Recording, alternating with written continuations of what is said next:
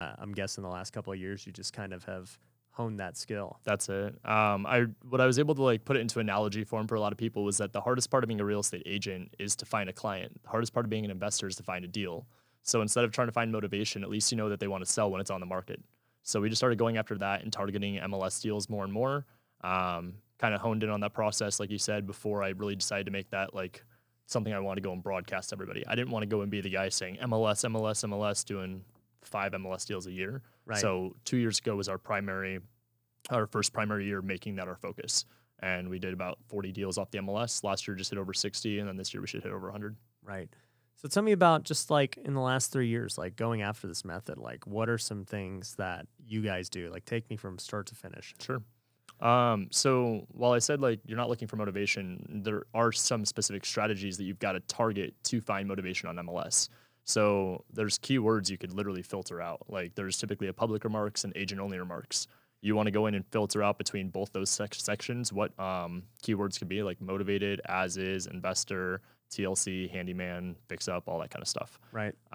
Next, there's categories like literally pre-foreclosure, probate, anything that will specify a motivating factor as to why the seller would need a cash offer quick.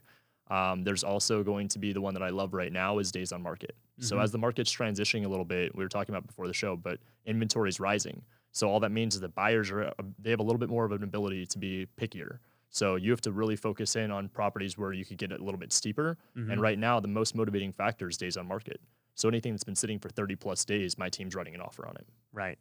So are they actually writing an offer on every single property, or how does that work? Yeah, so we call the agents, we build the rapport with them, and then we turn around and we submit the offer ourselves. Or if it's going to be too far of like numbers where we're offering like typically our benchmark's like 35,000. If it's $35,000 or more under list price, then we'll have them represent us and have them just get the dual agency.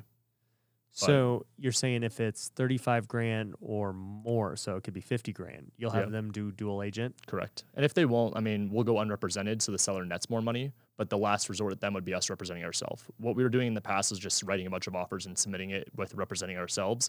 But a lot of times what I found is the team wasn't always calling the agents, or we were calling them and they were like, just submit it. Well, all that does is take away the time from the transaction coordinator who's submitting 30 to 40 offers a day. That Right. doesn't make sense. So we started just really honing in on building the relationship with the agents. And then what we found is that even if that wasn't that deal we got, the odds of them turning around and bringing us another one were actually pretty high. So Right. that's how we started building the relationships.